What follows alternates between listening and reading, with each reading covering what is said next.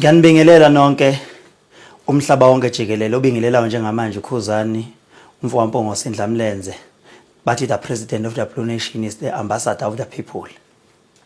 Namhlanje ngizonethulela umculi osayinwe ngaphansi kweIGP okuyindlamlenze Group and Production okudirector wayo lo khuluma njengamanje.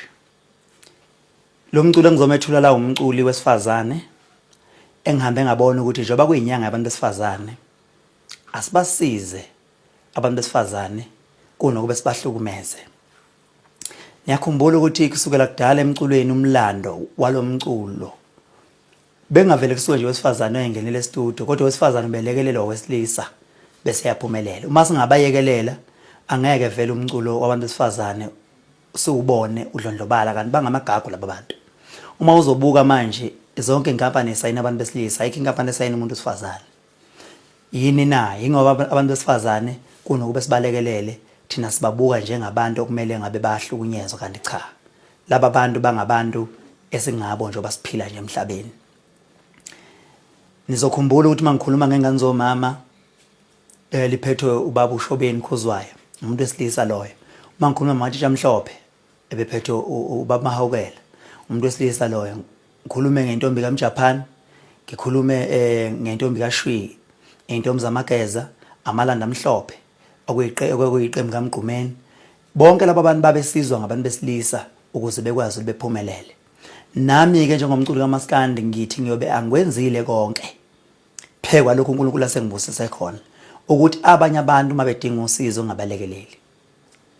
Lo mculi engikhuluma ngaye umculi engimsayine ngaphansi kwenkampani yami ekuzothi mangidlula ilockdown bese ngimfaka e-studio anishayile ingoma ngoba niyamthanda lo mculi. Lo mculi ke ngikhuluma ngaye awumina ngiyashela ngizobeshela owathi uyangithanda owantu hlala ngami sothi wena owantu hlala ngami abantu hlala ngami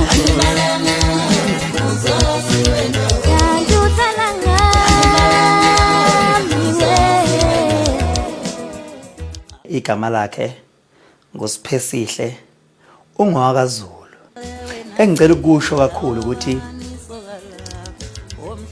le ntombazane ngiyithathe ingakaze yazi yacula yangena e-studio yazi yacula ngayithatha ngayinikeza ithuba ngoba ngibukhale ekuboneni umuntu onetalent. Ngamnikeza ithuba ngafaka e-studio ngamfaka ingomeni yami eThutsotsi akekho umuntu ongayithandi le ngoma.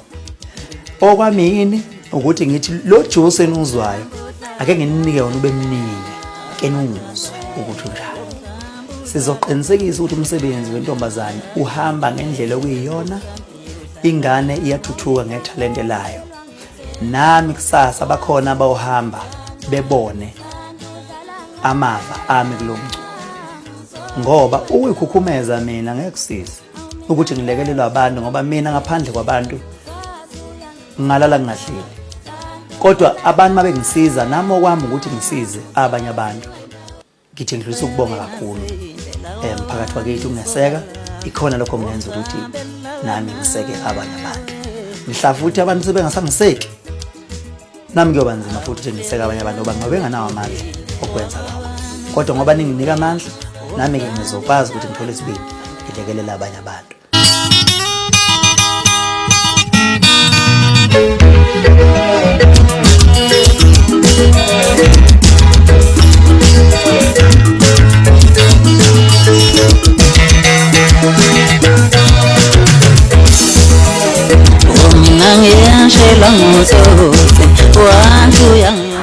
Sanibona mathanda mculo lokhulumayo uSiphengo kwaZulu ebangeni bese kamthetho phansi lo-M2 kwiqweqwe likaKhuzani inhloko ngesikhathi track number 7 uTsotsi uSiphesihle Zulu uyena osuke ekhasana noKhuzani.